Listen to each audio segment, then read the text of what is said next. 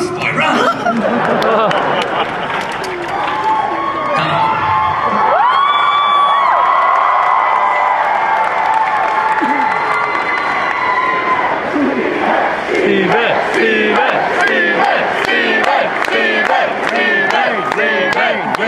I go back in time and show this to my 13-year-old self. Welcome to today's panel on Hobbit, Battle of Five Armies, and a celebration of Peter Jackson's Middle-earth, the battle for 6 movies. My name is Stephen Colbert, and if you were anything like me, you don't just love these stories, you treasure the world of J.R.R. Tolkien. Let me take you to a time long ago, an earlier age, the time of plenty.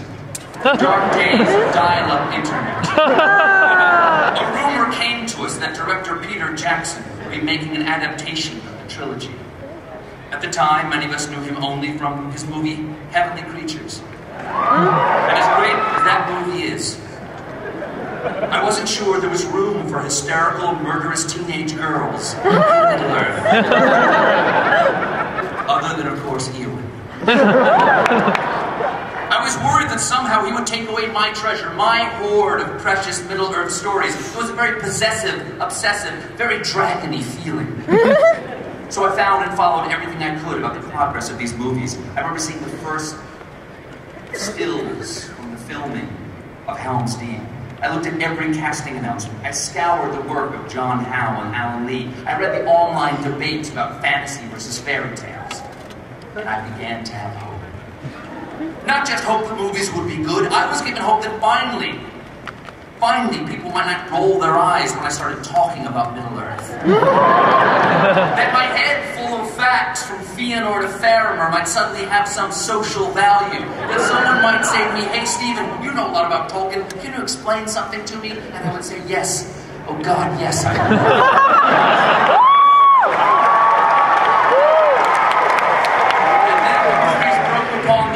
To steal a line from C.S. Lewis, here were beauties that pierced like swords or burned like cold iron. Here were movies that would break your heart, good beyond hope. And rather than taking away our treasure, Peter and Fran Walsh and Philippa Boyens and Richard Taylor and Grant Major and Dan Hanna and the cast and the crew and Weta Digital and the land and the people of New Zealand itself added to our stories, complemented our imagination. The only problem, as I saw it, was that at a total running time of 11.5 hours, they were too damn short.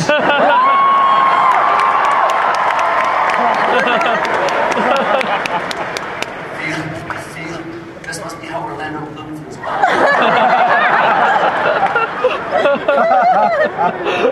wanted more! And though we had to wait nearly a decade, our patience was rewarded with the cast and creative team we love and trust.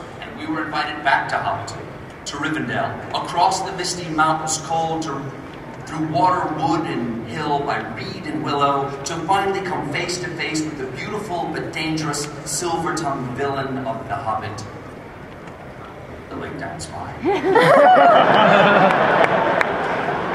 I just hope I fulfill Professor Tolkien's vision. Before we bring out the panel, we have a few more clips to show you. These are clips from all 5 of the previous released Lord of the Rings and Hobbit movies, many of which have never been seen. Starting with one very powerful scene starring another member of the Lake Town Spy Network. For some reason, Peter Jackson decided to cut. What's wrong with you? This is so unnecessary.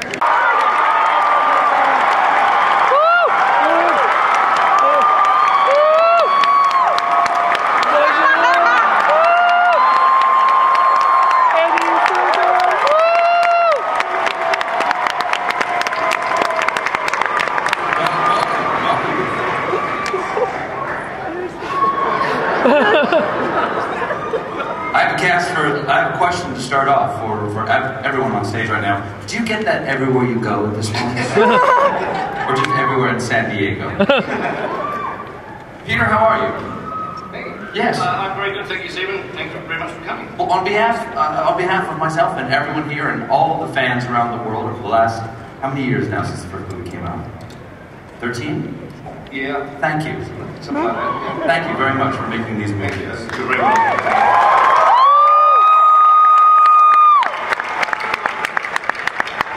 I do have to send apologies from Martin and Ian and Richard, who would all love to be here, but Martin and Richard are on stage in London and unable to get away. Ian's shooting a movie, that's right, yes. That's what's happening, isn't it? Yes. But they do send their love, and I'm sure you'll see them again sometime. Peter, are you done with the last movie yet? No, we're still working. We're sort of, the creation of the movie never really stops, and so what we're doing at the moment, it's editing, but it's a lot more than editing because we've got battle sequences to do and a lot of other, rather intricate things, and so we're doing motion capture for that, or we're doing animation, in the case of some of the big creatures, and so I'm supervising that. Then that goes onto the motion capture stage. Then I go on with a virtual camera and I film it, which I absolutely love doing. So I'm still shooting the movie in essence. They haven't stopped me filming it yet. If you're looking to shoot a big battle, I think we have 6,000 extras. That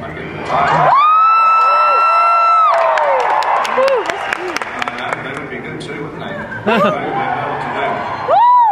Well, let me ask you something about how the movies are made. As you said, you're doing a lot of this motion capture and going into the digital environment with the camera to capture things. The people who work together on stage, is this the first time some of you have met here at Comic-Con, even though you've done the movie together? Yes. Have any of you ever been in scenes together? Yes?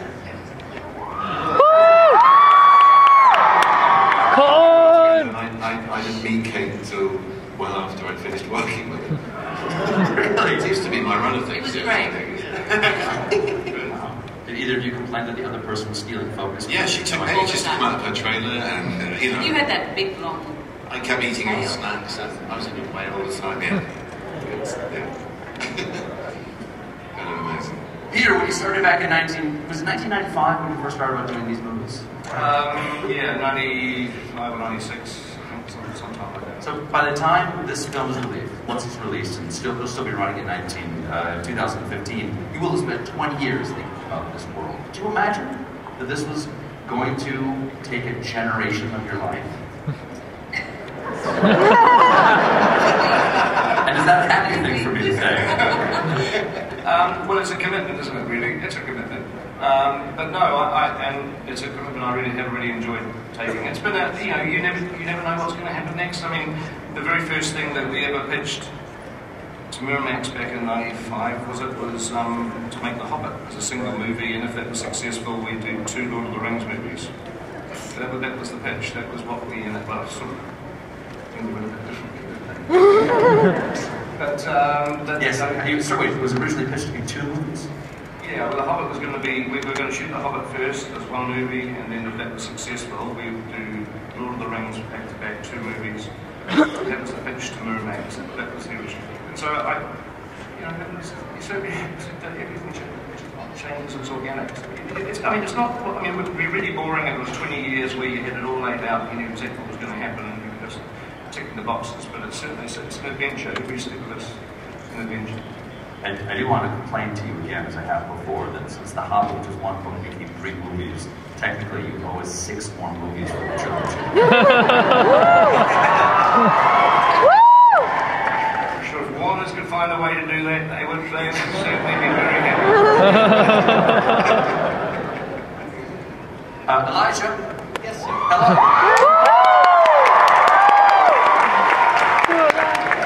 Why don't You're doing this. This is amazing. it is. It is. I realize that. Why don't you age? And Peter, did you know you were casting the immortal? But maybe I have a painting in my attic that's aging. kind of goes, the same thing also goes for the elves. I mean, Orlando and Kate. I don't know what creams they're putting down on you, but I want some.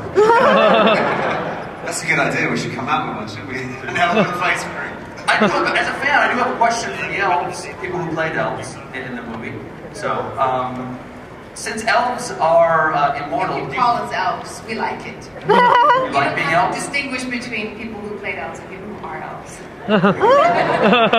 You might be an elf. Do elves, do you have to think differently, or are you thinking as a human? Do you have to put yourself in the mind of an immortal when you do this? Do you have pity on the rest of your cast members? So is typecast. Yes. They're incredibly generous. Look, I was just grateful to get a job in this one. I thought my time was over. Yeah, you and me both. Are elves generous, do you mean? Or have Peter been generous to bring you back? What do you mean? A bit of both. Okay. No, but I do think Galadriel was incredibly generous. It's a big stretch for me. Just to get you out of training. Now, Peter, can we talk about the tone of the movies? When the trilogy of The Hobbit was announced, my understanding is that the tone of the movies sort of progressed toward the tone of Lord of the Rings movies, sort of match up when you watch them all together. How would you say the tone has changed from the first movie, from An Unexpected Journey to The Desolation of Smaug? How's that extended in this movie? Well, I think it's extended the way that you would imagine it would extend seeing the first two. It's a progression, and it's certainly, I expect everybody in this room knows what's going to happen at the end of The Hobbit, right? You know, there is a lot of sadness and tragedy, and which is good. It's always great when you can kill off some main characters. I tell you what, there's like when you finally kill somebody, because it gives you a chance to do something, you know, that's powerful and emotional, and otherwise you're a little bit. So anyway, we do get to kill a few of them this time around, so it's good. And I think you'll feel it getting quite. Yeah, well, I mean, dark isn't the word. I mean, these are fun movies. Fun, you know, even the Red Movies were fun. I don't think they're just, you know, but yes, it's not as comical as the first Hobbit movie for sure, and they're progressively getting towards the tone of the finish of the movie. Do you know that Elijah was 18 years old when the finish of the movie? We're trying to work it out. And he's still 18 years old. Philip, as one of the screenwriters, when having the luxury of telling the story over 3 movies instead of 1, do you wish you had been able to include more things in the first 2 movies, in the first 3 movies?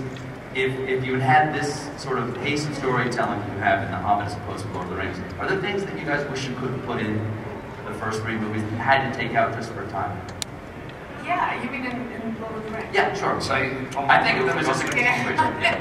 Well, yeah, of course, the Old Forest, definitely, and Tonal. Did you think about Tom Bombadil at all? We did. Pete had some very funny ideas, including seeing his hat while they were on the road. Do you remember that? I think she wrote that in the script. But no, that will have to be for another generation of filmmakers, I suspect. Did you have anyone in mind for the cast? For Bombadil? No, but can I tell you that we did do a wish list, I remember, and it's sitting in the box somewhere because Pete keeps everything. And on that wish list was a young Australian actress from Galadriel called Kate Blanchett. That was our absolute number one. No, this is true. And then I had Kate in a wish list in a box somewhere. No, for Galadriel. No, that was our first list of possible people for casting. I see. Well, Ben, you're playing the ultimate heavy. Sorry? You're playing the ultimate heavies in this movie. You're playing Sauron and you're playing the dragon. Oh, yeah. How would you characterize the difference between these 2 bad guys? One's a dragon. Someone have a pen. Yeah, take this down. You need to know this. One's a dragon, and one's an all-seeing, non-corporal entity of evil. Did I get away with it? No one screamed, rubbish! No, it's, yeah, once made of something that's vulnerable, and one seems to be born out of everything that's evil and difficult to pin down and actually kill. Is there any benefit to doing the motion capture that you hadn't experienced before? As an actor, is it something that motion capture gives you? Oh yeah, absolutely. You don't get standard makeup. You're free to just make a complete fool of yourself and lose yourself in your imagination, and you don't have to hit. It's much harder what these guys did with green screen, acting opposite ping pong balls and marks and tape, and pretending that's your reality in the whole costume with continuity, taking into account camera moves. I was just throwing myself around a carpeted floor like a lunatic. And Andy, did you have any advice for him? Do you have any advice for Benedict on how to do that?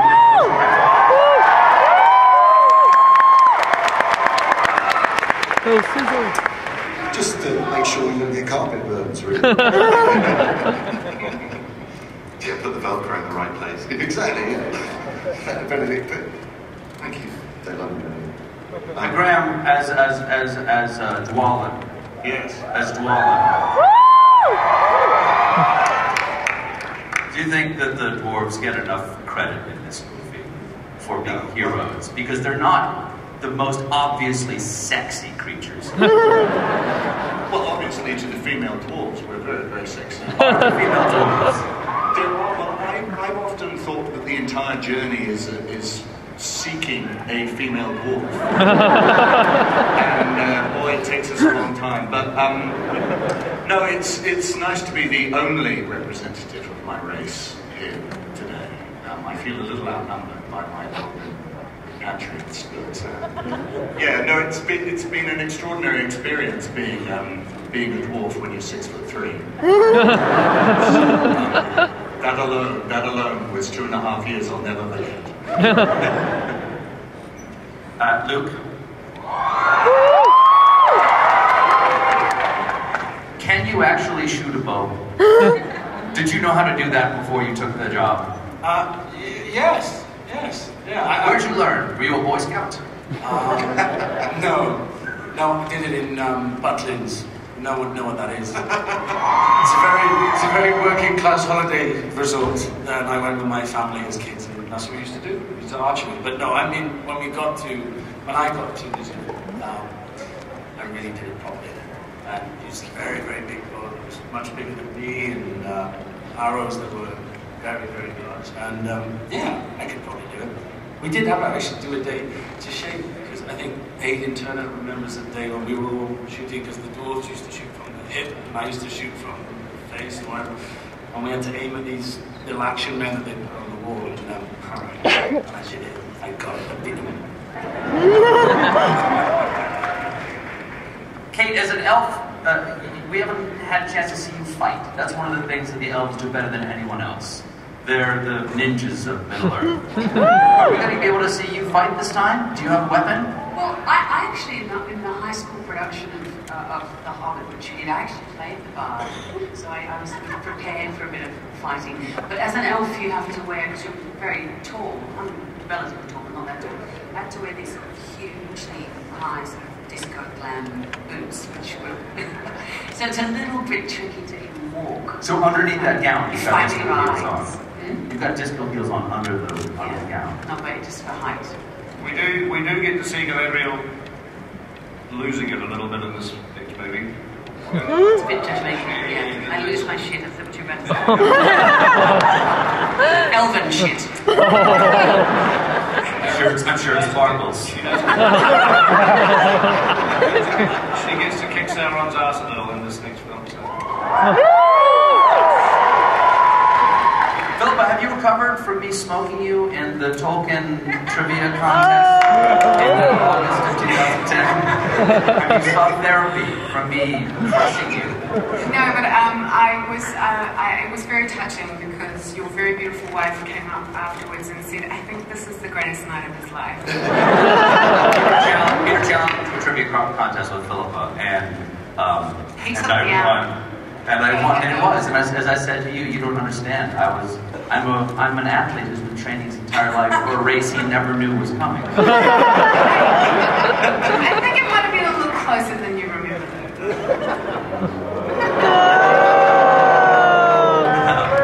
We could remount the challenge for charity. Do you remember what you won on? What was the winning answer? Do you remember? No, but I do remember when Stephen Fry said, "Oh, you've really got the crowd on your side." It's when you asked me who Goldberry was. Oh, yeah. Yeah, you actually asked me what Goldberry was, not who Goldberry was. Oh, did I? I think I did. Yeah, so you were just kind of tripping me up with But the old River Daughter answer. You know what was really funny? Because it was me and Stephen, and we were asking each other questions. So I think nobody else in the room knew whether we were getting them right or wrong. Well, that was in the final round. Which Yeah. Stephen Fry and I designed questions for the two of you to start with, and then you guys ended up just when they all got a little bit crazy at the end, you guys just started firing really hard ones at each other. And none of us really knew. Yeah, that's right. Well, the clincher for me was when you asked me Goldberry, and I put my head down on the table, and everyone thought I didn't know what the answer was. But I was just trying to think of the first line of the poem. So I raised my head and said, "Oh, slender as a willow wand, oh, clear." Springtime and summertime, spring and stars, the winds will waterfall and the leaves laugh.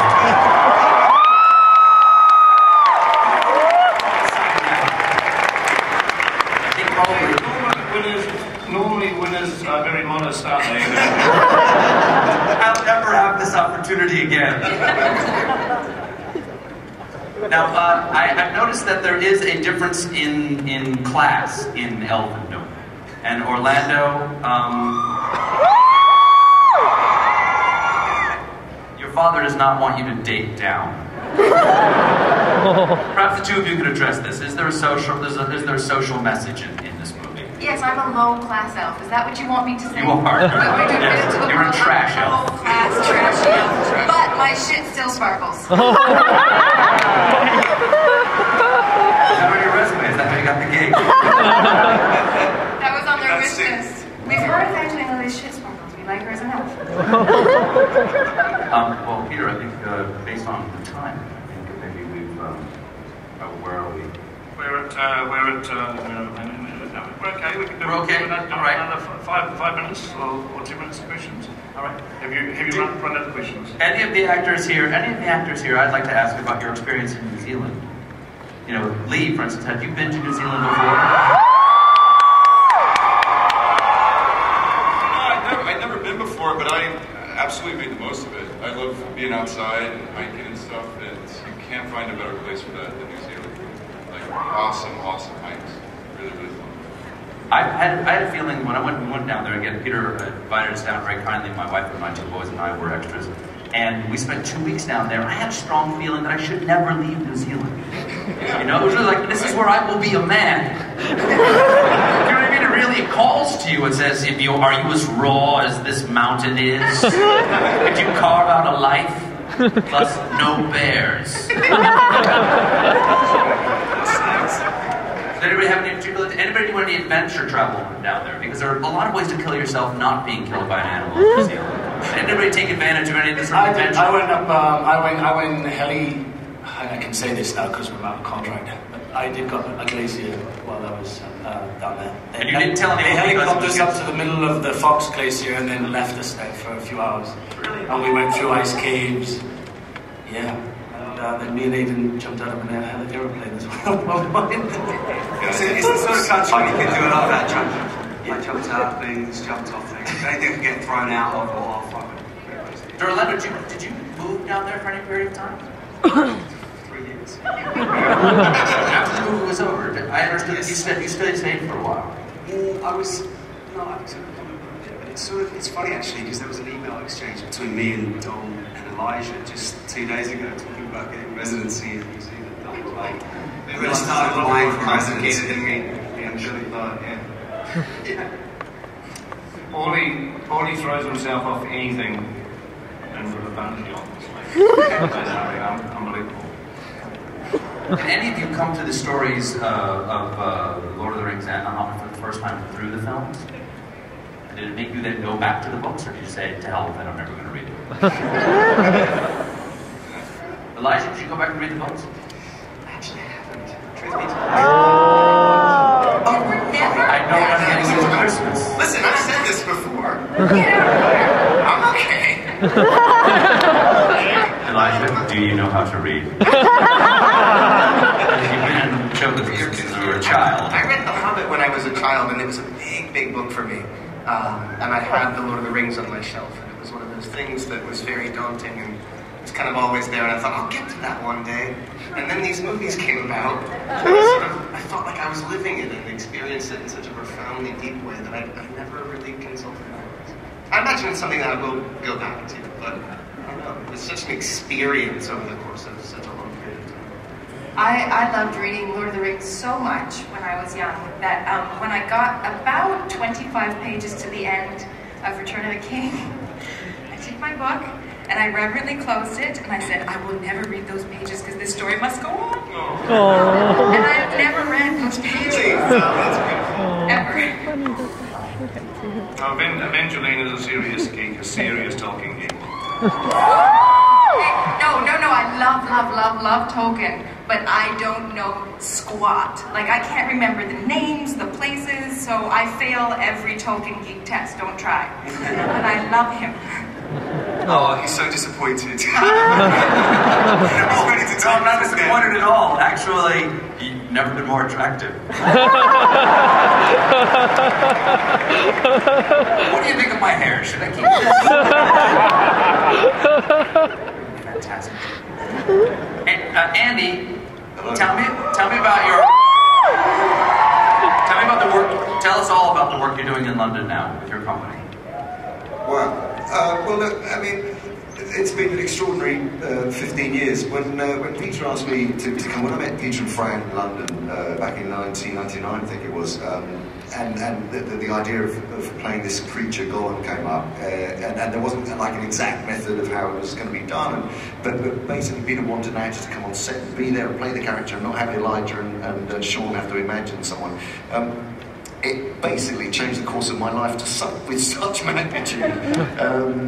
Of course, you know, not only was it about finding a way of bringing that character to the screen, but also creating a methodology of work, which again, you know, then went on. I mean, actually, I have to say, the epiphany for me of kind of where I'm at today came immediately in the last weeks of the Return of the King, because on my birthday, it was the 20th of April, I think it was 2003, the last pickups for Return of the King, and it was my birthday, and Peter asked me on that day, it was literally right at the end of the pickups to play King Kong, and I suddenly realised I thought my life was going to go back to normality, to play normal characters in normal films, in a normal traditional way, and then the idea, it sort of hit me overnight. Hold on a minute, I've just played this 3.5-foot ring junkie, and now I'm going to play a 25-foot gorilla. Wow.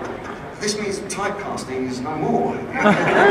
This means you can do anything. You can put on one pair of spandex suits and go and enjoy yourself on the carpet and any manner of things. And that kind of fascination and enjoyment really has continued over the years, and most of which has been, again, involved with Peter and learning with Weta, with the most fantastic, amazing bunch of people to work with.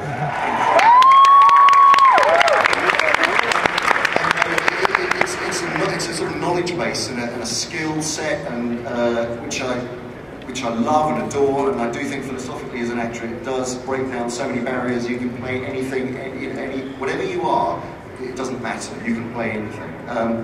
And Weta, they're incredible, and the work that they've continued to do in the facial pipeline, and you know, going back to play Golem the second time and seeing how that all moved on and how the performances are really beautifully rendered now and very truthful to what happens on the set between the director and so on. And it's been a fantastic, amazing, unbelievable journey, of which, of course, I never had any. I couldn't foresee coming at all. And it's ended up with being in a position where, very, very luckily now, trying to bring it to the Northern Hemisphere, because I realised it doesn't actually exist in the Northern Hemisphere, it's particularly in Europe. So we have a place called the Imaginarium, which is sort of, I see as a sort of, you know, Northern Hemisphere touch base for anyone who's happening to be doing OAE from New Zealand who wants to drop by. So it's a great time. Really enjoying it, and you know, it's very much down to Peter and Fran for the incredible experience I've had. Well, thank you.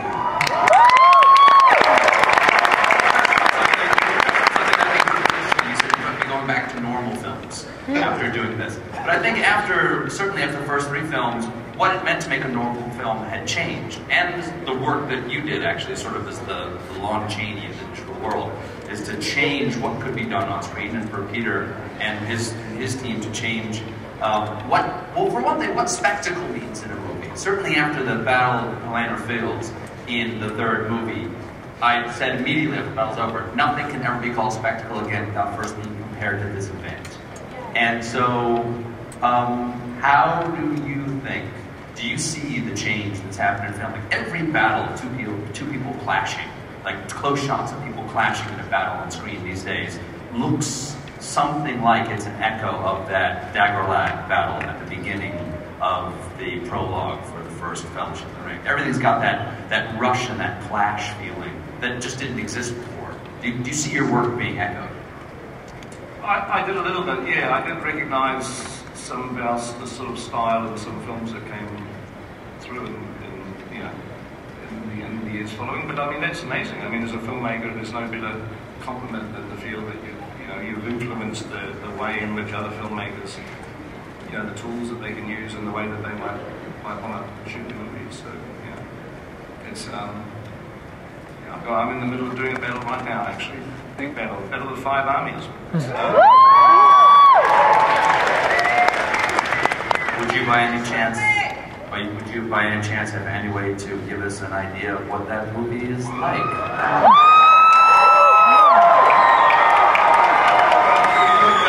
We could screen our teaser trailer if people want to have a look at the teaser.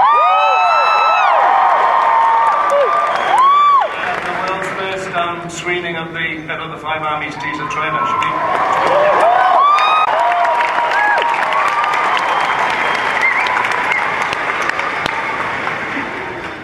Thank you. That's all right. That was really just for you, Stephen. I mean, these other people were here as well. But it was really just screening. Thank you for not giving away the part where the leader of the spy network saves the day. Kate, Galadriel's kissing on Gandalf in there. What's going on? It's an ancient love story. It was actually born the first time around. I was so sad because I adore Ian, as does everyone here. But I hardly got to do anything with him. Why? I mean, anything at all. No, because in the first story, it was glancing. Oh, you mean in the first one, of course? Yeah, the first time around, backwards. And so it was so special. And also having worked with Hugo so intensely on stage over the last 10 years, sort of 10 years later to go back and, all the core story, of course, Galadriel was just a footnote in the Hobbit, really, to have such a beautiful, loving relationship of understanding. Did you wear any of the original costumes? Did they bring in the costumes? I thought you said don't wear underwear. Elves don't wear underwear. My boys were horrified because they went to all the first time around, but to see the figurines and the elves didn't in fact wear underwear, so they didn't. But that wasn't what you would have. That was a bit too much sharing. I think you buried the lead on that story. No, did you wear any of the original costumes from the first 3 movies in Hobbit? No, it was all, well, I think the crown was the same. But it was all kind of rebooted and revamped, but of a theme. I wasn't wearing great trousers. Did we use any original costume? Elijah, did you? I don't think it was an actual original. I think it was a remake. I mean, we tend to keep the original costumes. They're sort of sacred now, so we kind of don't get sweat in them again. We're hoping to do a museum one day where we can have all this stuff on display. We didn't really want to trash the Lord of the Rings stuff for the Hobbit generally, so we tended to make new stuff. I did have my wig. My wig was the same. Yeah, my wig was the really? same. My wig was the same. Yeah, we had 2 wigs from Lord of the Rings, and But your ears, my ears continued to grow. You had the same ears, but Well, they had to read on, they had to read. Wait a second, your ears didn't fit anymore? No, he was growing his ears to try and get them to be half as beautiful as Talia's big pointy ears. We have an ear thing, sorry. Tari was obsessed with Ear, pointy ears. I was like, I think they should be a little subtler than that, honey. But she's like, no, I'm going all the way on this ear. I know how sexy a big pointy ear can be. They were a bit more aerodynamic, Yeah. I found. Yeah. But you can only say that in retrospect. I mean, Peter, speaking of saving things from the Lord of the Rings, one of the things that people may not know is that you've got these huge warehouses in Wellington with all the old Well, they sets. know now, don't they? All right. Our secret warehouses, yes. That's right. It was one of the greatest experiences of my life was to walk through. Yeah. the Misty Mountains. Yes, Misty Mountains, go to Minas Tirith, the standard farm tower over Minas Tirith or Rivendell, or to actually take a quick look, to really take a look at what you had in the Grey Havens. Because in the movie, you don't get to see any of the mountains. No, the Grey Havens is beautiful miniatures, and you say, it's never really seen. So. Yeah, it's incredible. Beautiful, yeah. Well, we've got it all, we've kept it all, and so, we've kept it all for a reason. I want to try to let people see it one day, so more than just you. I mean, it was nice having you there, Stephen, but it'd be nice to have these folk there as well. I don't know whether you took it out digitally, but when I went and looked at Grond, when you have Grond, it's like a 12-foot long version of Grond there, the warhammer that knocks down the gates of Minas Tirith, is that it's a wolf, a ravening wolf with fire coming out of its mouth, but the prop itself has a penis. The wolf that you made. It's a penis and it's very sharp. It's kind of a terrifying image. How do you know the wolf's penis is sharp?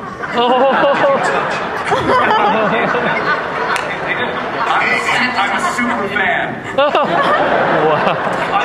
I didn't actually realise it until you pointed it out. Well played. It wasn't removed. I mean, no one ever asked us to remove it in the film. You removed it? No. Must be there somewhere. It's there. Yeah. Stephen, it's because of people like you running around and touching wolves' penises that Comic-Con is a scary place to be. All right. You ready to do some fan questions? Everybody out there? We've got microphones in, let's see, where are they? Right over here, where the light is. And the young woman wearing the armor of buttons. Oh, wow. That's cool. Yes. This is the Lord of the Rings cave and Hobbit cave. Everything on here is Lord of the Rings and Hobbit. In 10 years, I expect to be back here watching clips from the Silmarillion. First things first, in Dragon Voice, Benedict, could you say button lady?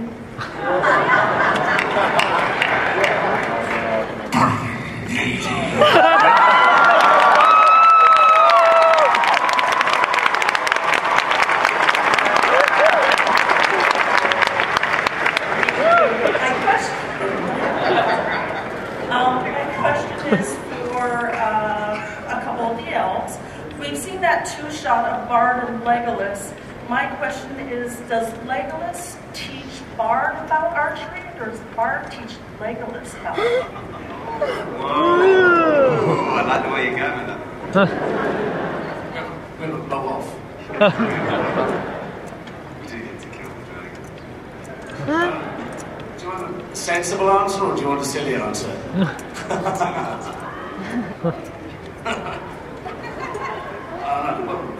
Did you ever... Bob taught me everything I know. I've seen your archery skills. The truth is, both of these guys are particularly good at archery in real life. And so they're both sort of quietly, I think, thinking, how do I tell them I'm really good? But this guy's okay, but I'm really good. Yes. He's got longer arrows and a bigger bow, but not quite as good a shot. Is that a metaphor? Oh, my arrows are sharp. Very long. A bit like that wolf's penis.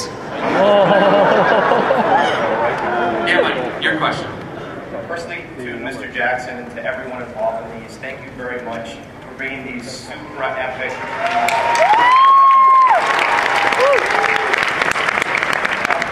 My question, my children, Logan and Olivia, wanted me to ask this to Mr. Lee, but he's not here, but perhaps the cast could answer. Who do you think is more evil, Saruman or Mr. Wonka from the Willy Wonka movies? Willy Wonka is not evil. Willy Wonka is a master. Mr. Wonka, the gentleman who kept his son in that races and let him leave the house at age 10 and... Go to bed, right? Don't often see that. I'll pass that question on to Chris Lee when I talk to him next. The young goddess. Hi. I'm a Just regular. huge fan of Tolkien and Lord of the Rings and The Hobbit, and I'm also very interested in the technical aspects of acting. So I was wondering to all the actors on the panel if you had any specific technical techniques that you use in order to get the character, especially considering that sometimes you don't actually have an actor to play off of.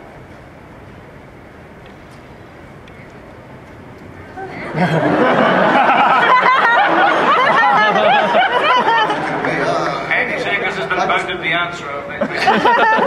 Well, you know, the fact of the matter is that although there's technology involved in the way of creating characters, I can only speak from my point of view, of characters like Golem, really, what it is, it's exactly the same. All you need is the eyes of another actor to look into, and that's it.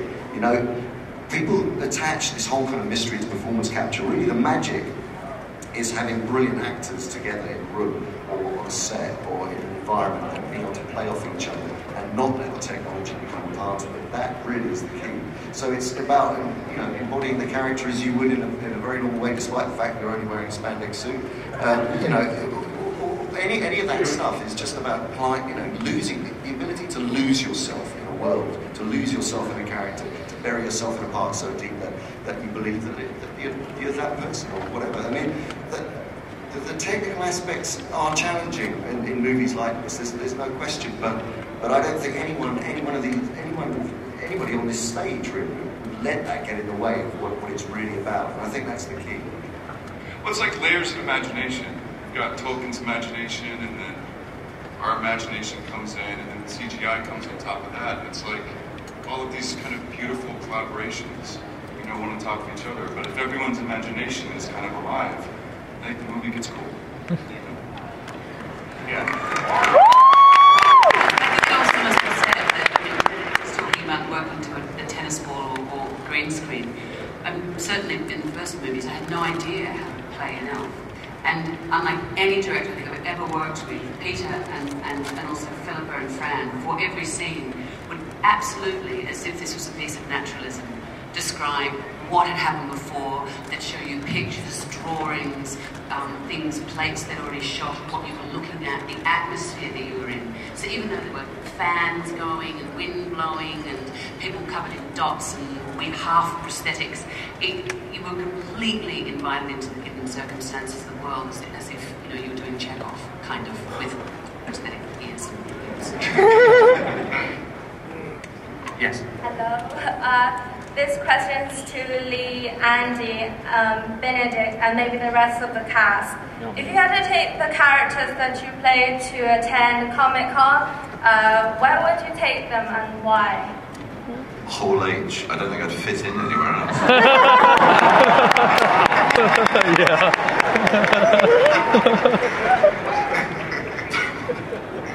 You did this sweet. I don't know, I'd ride my elk right up that aisle right there.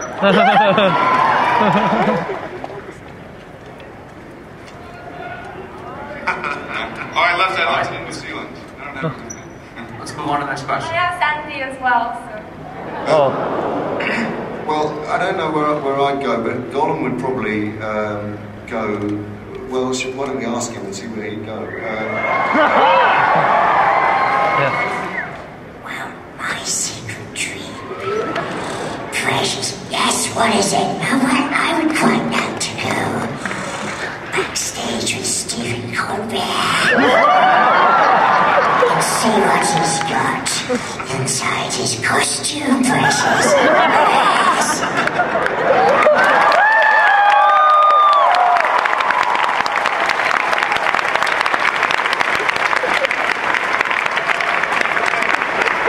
Yes, the young man surrendering. I'm a Navy SEAL with over 300 confirmed kills. Oh, no. I have an actual question. When you guys were working like on the Hobbit, like all three of them, were you? I missed both, but were you guys thinking of doing this more as its own film or as a prequel to Lord of the Rings?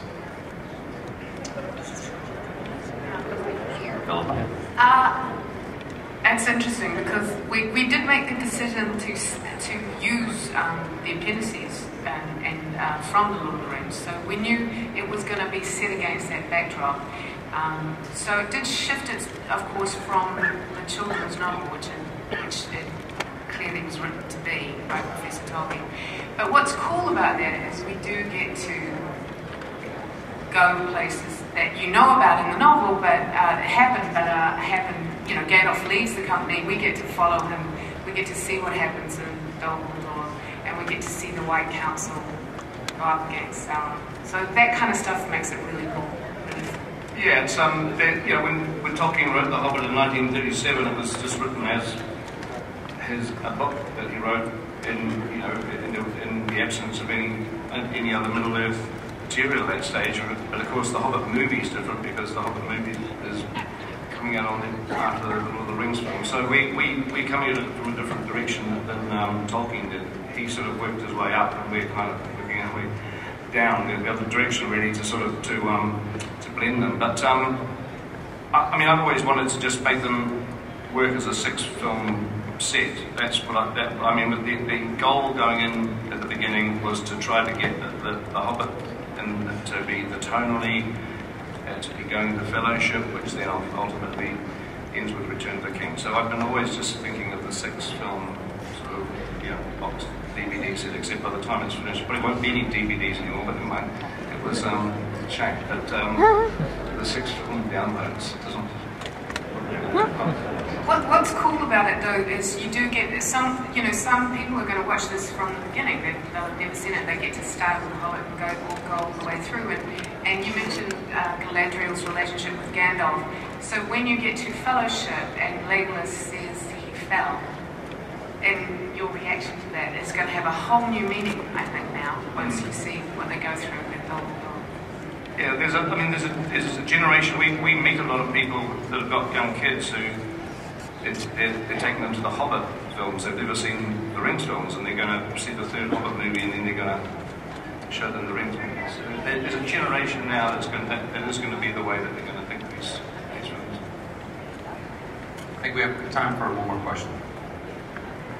Okay.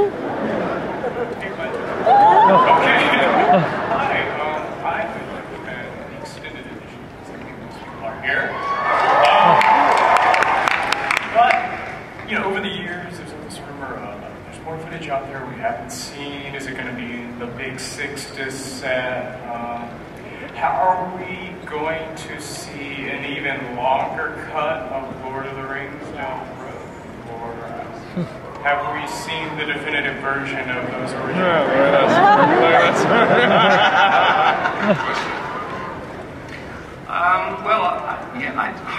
I mean, there is a few scenes that haven't been seen from Lord of the Rings, but not many.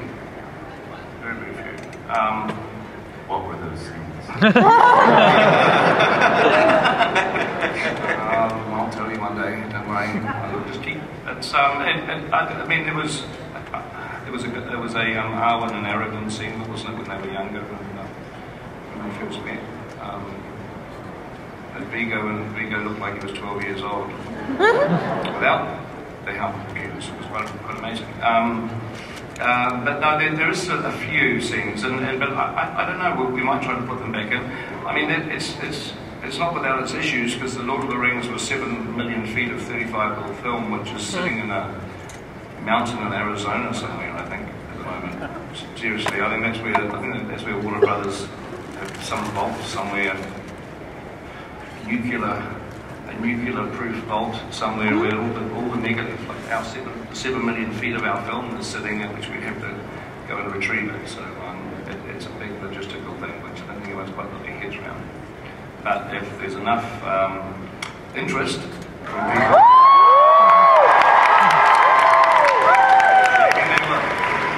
Alright, before we go, you have a contest to announce here. It's the Hobbit Fan Fellowship Contest. You're inviting Ultimate fans to sign up for a chance to win a trip to New Zealand. Experience the cinematic Middle-earth. So what sort of things might these people be doing, these fans? How many and what would they be doing? And is Stephen allowed to participate? Cast not allowed. Cast don't even try.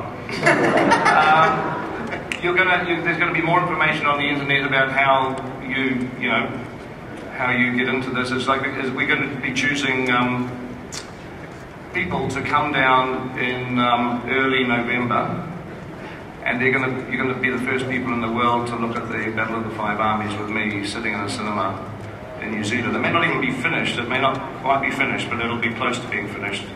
Actually, I was supposed to say it'll be finished because the studio's here, right? But, who knows? It'll be finished or very, very close to being finished. But no one, virtually hardly anyone ever outside of the people working on the post-production will have ever seen a single a single scene at that point. So you're going to see it exclusively first time, and I'll be there, and we'll chat, and we might even get to show you some of these secret warehouses and things too. Stephen, I think there's also trips to the South Island involved too. There's like a little tour of New Zealand, a tour to Hobbiton, and we're going to open this up and make it, we're going to pick 75 people. We just thought we'd end in style. So 75 people plus a partner. Each of the 75 can bring a partner. So that's more than 75 people. 150. Look for details on the Facebook page or at thehobbitfancontest.com. And we'd like to thank Air New Zealand, the official airline of Middle-earth, and Tourism New Zealand for their support to make this contest happen. And, Peter, do you want to announce this right now? Right? Yeah, well, we've already selected our first 2 people to come down. We've had the Lake Town Spy Network has gone out and been talking to fans to find, fans that we think would be appreciative of coming down. And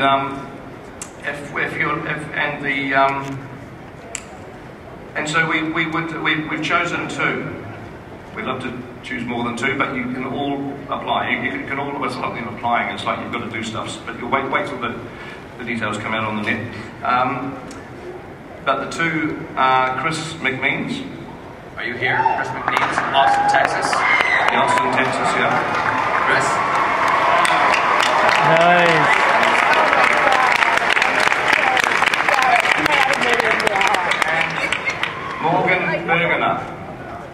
Morgan Bergener of San Diego, are you here? Or if you are,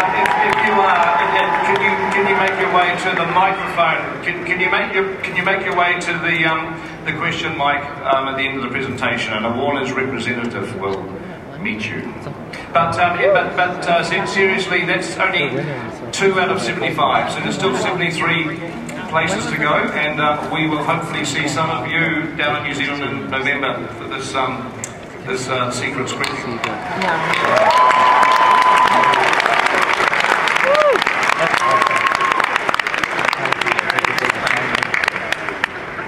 Just like to thank you, Stephen. Thank you very much for flying out and doing it. Thank you very much. Thank you.